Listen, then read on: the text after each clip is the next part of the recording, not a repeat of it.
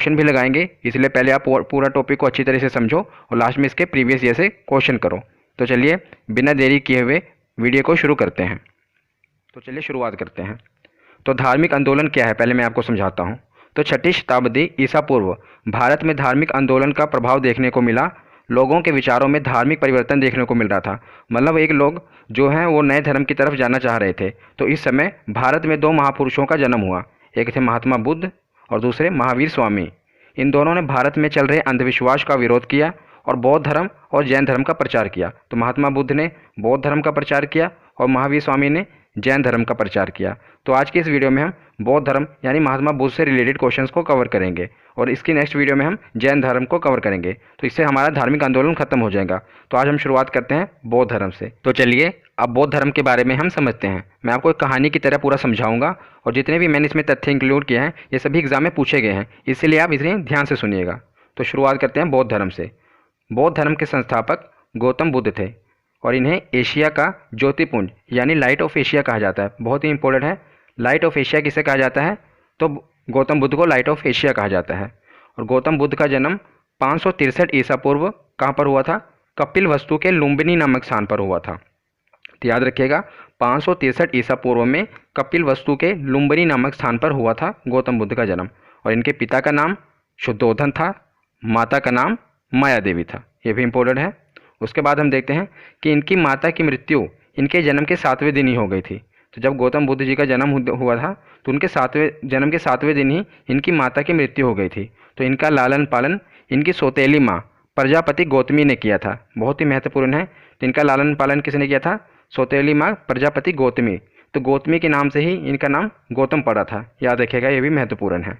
और गौतम बुद्ध के बचपन का नाम क्या था, ये भी पूछा गया है। तो इनके बचपन का नाम सिद्धार्थ था। तो चलिए आगे देखते हैं। तो बचपन से ही गौतम बुद्ध का मन आध्यात्मिकता की ओर था, इसलिए इनके पिता ने इनका विवाह 16 वर्ष की अवस्था में यशोधरा के साथ कर दिया। याद रखिएगा कितने वर्ष में? 16 वर्ष की अवस्था में यशोधरा के साथ इनका विवाह करा दिया गया। और इनका एक पुत्र हुआ जिसका नाम राहुल था। ये भी पूछा गया है, इनके पुत्र का नाम क्या था? तो राहुल था। और सांसारिक समस्याओं से व्यथित होकर सिद्धार्थ ने 29 वर्ष की अवस्था में गृह त्याग किया था। याद रखिएगा 16 वर्ष की अवस्था में इनका विवाह करा दिया गया और 29 वर्ष की अवस्था में इन्होंने गृह त्याग कर दिया, और जिसे बौद्ध धर्म में महाभिनिष्क्रमण कहा गया है। बहुत ही इंपॉर्टेंट, जब इन्होंने गृह त्याग किया था तो इसे बौद्ध धर्म में महाभिनिष्क्रमण कहा गया है। और ज्ञान की खोज में बुद्ध इधर उधर भटकते रहे। फिर इन्हें अलार कलाम मिले। कौन मिले?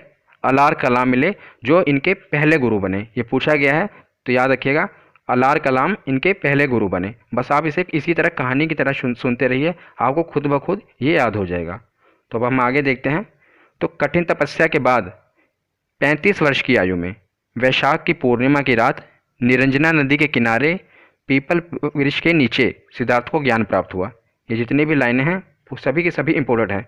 35 वर्ष की अवस्था में वैशाख की पूर्णिमा की रात और निरंजना नदी के किनारे और पीपल वृक्ष के पेड़ के नीचे सिद्धार्थ को ज्ञान प्राप्त हुआ था। याद रखिएगा कितनी वर्ष की उम्र में? 35 वर्ष की उम्र में। 29 वर्ष की आयु में इन्होंने गृह त्याग किया था और 35 वर्ष की आयु में इन्हें ज्ञान की प्राप्ति हुई थी। ये भी पूछा गया है। और ज्ञान की प्राप्ति के बाद सिद्धार्थ बुद्ध के नाम से जाने गए।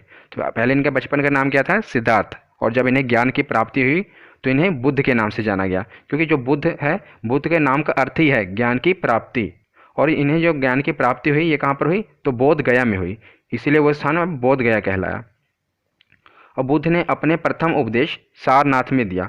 तो ज्ञान प्राप्ति उन्हें हुई बोध गया में। उसके बाद इन्होंने जो अपना प्रथम उपदेश दिया था ये कहाँ पर दिया? तो ये उपदेश इन्होंने सारनाथ में दिया, जिसे बौद्ध ग्रंथों में धर्मचक्र प्रवर्तन कहा गया है। ये जितने भी वर्ड हैं ये सभी इंपॉर्टेंट हैं। तो सारनाथ में जो उन्होंने अपना प्रथम उपदेश दिया तो उसे बौद्ध ग्रंथों में क्या कहा गया? धर्मचक्र प्रवर्तन कहा गया। और उन्होंने यह उपदेश पाली भाषा में दिया।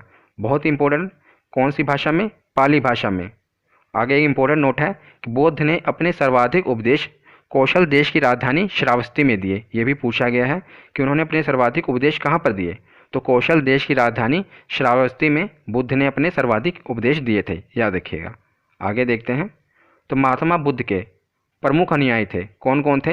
एक तो बिंबिसार, दूसरे प्रसेनजीत और तीसरे उदयन। ये प्रमुख शासक थे जो महात्मा बुद्ध के अनुयायी थे, बिंबिसार, प्रसेनजीत और उदयन। तो जो बुद्ध के अनुयायी थे ये दो भागों में विभाजित थे। कौन कौन से दो भाग थे? पहला भाग था भिक्षुक, पहले भिक्षुक कहलाए और दूसरे उपासक कहलाए। तो भिक्षुक कौन कहलाए और उपासक कौन कहलाए मैं आपको समझाता हूँ। तो जिन्होंने बौद्ध धर्म का प्रचार करने के लिए संन्यास ग्रहण किया, मतलब ग्रह अपना घर बार त्याग दिया महात्मा बुद्ध की तरह, वो भिक्षुक कहलाए। और उपासक जिन्होंने ग्रह नहीं त्यागा, मतलब गृहस्थ जीवन व्यतीत करते हुए बौद्ध धर्म को अपनाया, वो उपासक कहलाए। तो अब याद रखिएगा, बौद्ध धर्म के अनुयायी कितने भागों में विभाजित थे? भिक्षुक और उपासक। भिक्षुक कौन थे? जिन्होंने संन्यास ग्रहण किया, मतलब घर अपने ग्रह त्याग दिया, घर त्याग दिया। और उपासक कौन कहलाए? जिन्होंने ग्रह नहीं त्यागा, गृहस्थ जीवन व्यतीत करते हुए ही बौद्ध धर्म अपनाया। तो आगे देखते हैं, बौद्ध संघ में सम्मिलित होने की न्यूनतम आयु सीमा 15 वर्ष थी। ये बीपीएससी में क्वेश्चन पूछा गया था, इसलिए मैंने इसे इंक्लूड किया कि जो न्यूनतम आयु सीमा थी बौद्ध संघ में सम्मिलित होने की वो कितनी थी? तो ये 15 वर्ष की थी। आगे देखते हैं, अगर आपको ये वीडियो अच्छी लग रही है तो इसे लाइक जरूर करिएगा और शेयर जरूर करिएगा। अपने चैनल को सब्सक्राइब करके बेल आइकन जरूर प्रेस करिएगा ताकि आपको नेक्स्ट वीडियो मिलती रहे। तो बुद्ध के जीवन से संबंधित बौद्ध धर्म के कुछ प्रतीक हैं। ये प्रतीक बहुत मायने रखते हैं बौद्ध धर्म के लोगों के लिए और बहुत ही इंपॉर्टेंट है हमारे एग्जाम के लिए भी। तो जन्म का प्रतीक क्या है? कमल एवं सांड, ये जन्म का प्रतीक है बुद्ध के। ग्रह त्याग का क्या प्रतीक है? तो घोड़ा, ये ग्रह त्याग का प्रतीक है। ज्ञान का प्रतीक पीपल, क्योंकि उन्हें पीपल के पेड़ के नीचे ही ज्ञान की प्राप्ति हुई थी, जिसे बोधि वृक्ष कहा गया, इसलिए ज्ञान का प्रतीक है पीपल। निर्वाण का प्रतीक है पदचिन्ह और मृत्यु का प्रतीक है स्तूप। तो ये पांचों प्रतीक आपको याद रखने हैं, एक बार याद करिएगा। जन्म का कमल एवं सांड, ग्रह त्याग का घोड़ा, ज्ञान का पीपल, निर्वाण का पदचिन्ह और मृत्यु का स्तूप, ये पांचों आपको प्रतीक याद रखने हैं। उसके बाद हम देखते हैं कि 80 वर्ष की अवस्था में 483 ईसा पूर्व कुशीनगर में बुद्ध का निधन हुआ, जिसे बौद्ध धर्म में महापरिनिर्वाण कहा गया। बहुत ही इंपॉर्टेंट है, जब बुद्ध का निधन हुआ तो उसे क्या कहा गया? बौद्ध धर्म में महापरिनिर्वाण कहा गया। और निधन के पश्चात जो बुद्ध की अस्थि थी, मतलब जो अवशेष थे, उसे भारत की 8 जगहों पर स्थापित कर वहाँ पर स्तूपों का निर्माण करवाया गया। सबसे बड़ा स्तूप सांची का स्तूप है, बहुत ही इंपॉर्टेंट है। सबसे बड़ा स्तूप कौन सा है? सांची का। 8 जगहों पर यह स्तूपों का निर्माण करवाया गया था भारत में। तो अब हम कुछ इंपॉर्टेंट पॉइंट पढ़ लेते हैं, ये भी एग्जाम के लिए महत्वपूर्ण है। तो सांची के स्तूप का निर्माण करवाया, अभी हमने पीछे पढ़ा ना कि सबसे बड़ा स्तूप कौन सा है? सांची का स्तूप। तो सांची के स्तूप का निर्माण करवाया था, तो यह अशोक ने करवाया था सांची के स्तूप का निर्माण। और बौद्ध धर्म का प्रमुख ग्रंथ, वेरी वेरी वेरी इंपॉर्टेंट, बहुत ही बार ये एग्जाम में पूछा गया है। तो बौद्ध धर्म का प्रमुख ग्रंथ कौन सा है? तो त्रिपिटक, ये बौद्ध धर्म का प्रमुख ग्रंथ है, बहुत ही महत्वपूर्ण है। आगे देखते हैं कि बौद्ध धर्म को अपनाने वाली प्रथम महिला कौन सी थी? तो बौद्ध धर्म को अपनाने वाली प्रथम महिला थी बुद्ध की माँ प्रजापति गौतमी। तो जिन्होंने महात्मा बुद्ध का लालन पालन किया था, तो प्रजापति गौतमी ही बौद्ध धर्म को अपनाने वाली प्रथम महिला थी। और बौद्धों का सबसे पवित्र त्यौहार कौन सा है? तो वैशाखी पूर्णिमा। वैशाखी पूर्णिमा क्यों? पीछे मैंने आपको बताया था ना कि वैशाखी पूर्णिमा के ही रात को महात्मा बुद्ध को ज्ञान की प्राप्ति हुई थी पीपल के वृक्ष के नीचे, इसीलिए वैशाखी पूर्णिमा का दिन बौद्धों का सबसे पवित्र त्यौहार है, याद रखिएगा। अब हम प्रीवियस ईयर के क्वेश्चन कर लेते हैं और हम देखते हैं कि हमें कितने क्वेश्चन आते हैं। ये जो प्रीवियस ईयर के क्वेश्चन हैं मैंने एसएससी और रेलवे से उठाए हैं और काफ़ी इंपॉर्टेंट हैं। तो इसमें कुछ मैं आपको एडिशनल भी बताऊंगा जो कि हमने पीछे नहीं पढ़ा, तो इसलिए आप इस टेस्ट को लगाएं। तो सांची के स्तूप का निर्माण किसने करवाया था? तो अभी हमने पढ़ा है सांची के स्तूप का निर्माण किसने करवाया था? तो अशोक ने करवाया था। आगे देखते हैं नेक्स्ट क्वेश्चन, अजंता और एलोरा की गुफाएं भारत के किस राज्य में स्थित हैं? तो अजंता और एलोरा की गुफाएं ये बौद्ध धर्म से ही रिलेटेड हैं, इसलिए इसे मैंने इसमें इंक्लूड किया है। तो अजंता और एलोरा की गुफाएं भारत के किस राज्य में स्थित हैं? तो ये महाराष्ट्र में स्थित है अजंता और एलोरा की गुफाएं। तो नेक्स्ट क्वेश्चन देखते हैं कि किन्हें एशिया का प्रकाश भी कहा जाता है? तो लाइट ऑफ एशिया किसे कहा जाता है? गौतम बुद्ध, ईसा मसीह, पैगंबर मोहम्मद या स्वामी विवेकानंद? तो लाइट ऑफ एशिया किसे कहा जाता है? तो गौतम बुद्ध को ही एशिया का प्रकाश कहा जाता है। नेक्स्ट क्वेश्चन देखते हैं कि गौतम बुद्ध ने महापरिनिर्वाण कहाँ लिया था? तो आपको बताना है कि गौतम बुद्ध ने महापरिनिर्वाण कहाँ लिया था। तो इसका राइट आंसर होगा ऑप्शन बी। तो कुशीनगर में गौतम बुद्ध ने महापरिनिर्वाण लिया था। नेक्स्ट क्वेश्चन देखते हैं कि सारनाथ स्तंभ का चक्र निम्न से किसे इंगित करता है? तो सारनाथ के बारे में मैंने पढ़ा था ना, जहाँ पर महात्मा बुद्ध ने प्रथम उपदेश दिया था। तो जो सारनाथ स्तंभ है, तो ये इसका एक चक्र बना है, आप ये देख रहे हैं, तो ये किसे इंगित करता है? तो ये प्रगति को इंगित करता है, मतलब लगातार प्रोसेस को, लगातार प्रगति को ये बताता है उसके बारे में, सारनाथ स्तंभ का चक्र। आगे देखते हैं, तो कौन सा स्थान गौतम बुद्ध से संबंधित नहीं है? तो आपको ये बताना है नीचे 4 ऑप्शन में सारनाथ, बोधगया, कुशीनगर और पावापुरी, इसमें कौन सा स्थान है जो गौतम बुद्ध से संबंधित नहीं है। तो इसका ऑप्शन होगा ऑप्शन डी, पावापुरी। क्योंकि सारनाथ आप देखोगे तो यहाँ पर महात्मा बुद्ध ने प्रथम उपदेश दिया, बोधगया में उन्हें ज्ञान की प्राप्ति हुई और कुशीनगर में उन्होंने महापरिनिर्वाण लिया। तो मतलब ये बचा पावापुरी, इसी का संबंध महात्मा बुद्ध से नहीं है। आगे देखते हैं, भगवान बुद्ध ने अपना पहला धर्मोपदेश कहाँ दिया था। तो आपको बताना है कि भगवान बुद्ध ने अपना पहला धर्मोपदेश कहाँ दिया था, लुम्बिनी में, बोधगया में, सारनाथ में या कुशीनगर में। तो इसका राइट आंसर होगा ऑप्शन सी, सारनाथ में उन्होंने अपना पहला धर्मोपदेश दिया था। और विख्यात बोरोबुदुर बौद्ध मंदिर कहाँ स्थित है, ये काफ़ी बार एग्जाम में पूछा गया है, इसीलिए मैंने इसे इंक्लूड किया है कि ये बुद्ध का ही मंदिर है, इसीलिए मैंने इसे टेस्ट में इंक्लूड किया है कि बोरोबुदुर बुद्ध मंदिर कहाँ स्थित है। तो ये इंडोनेशिया में स्थित है, याद रखिएगा कहाँ पर, इंडोनेशिया में।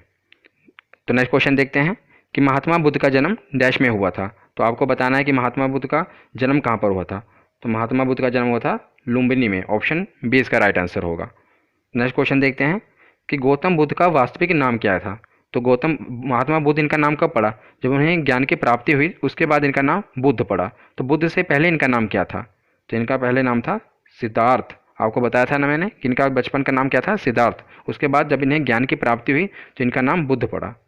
आगे देखते हैं, तो त्रिपिटक धर्म ग्रंथ का संबंध किस धर्म से है। तो काफ़ी बार ये क्वेश्चन पूछा गया है, हर एग्जाम में, एसएससी हो चाहे रेलवे, हर एग्जाम में पूछा गया है। तो त्रिपिटक धर्म का ग्रंथ का संबंध किस धर्म से है, तो बौद्ध धर्म से इसका संबंध है, याद रखिएगा।